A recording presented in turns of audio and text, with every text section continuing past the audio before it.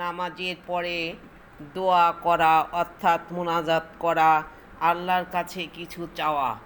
দোয়া অর্থ অনুনয় বিনয় করে কিছু চাওয়া। আল্লাহর কাছে মানুষ তার মনের যে একান্ত কামনা বাসনা প্রকাশ করে, সেটাই হচ্ছে দোয়া। আবেগ আপ্লুত হয়ে আল্লাহর রহমতের আশা নিয়ে এবং নিজের কৃতকর্ম পাপ কাজের পরিণামের ভয় যে দোয়া করা হয়, সেটাই উত্তম দোয়া। কারণ আল্লাহ বলেন, হে আমার বান্দাগণ, তোমরা আমাকে ডাকো, আমি তোমাদের ডাকে সাড়া দেব। দোয়া প্রত্যেকের নিজ নিজ প্রয়োজন মাফিক হওয়াটাই উচিত, তবে দোয়া অবশ্যই শরিয়তসম্মত হতে হবে। হাদিস থেকে জানা যায়, দোয়া কবুল হওয়ার জন্য দোয়া শুরু ও শেষে দরুদ পাঠ করা জরুরি।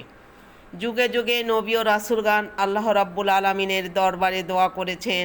মহান আল্লাহ তাআলা পবিত্র কোরআনে এরূপ অনেক দোয়াই উল্লেখ করেছেন।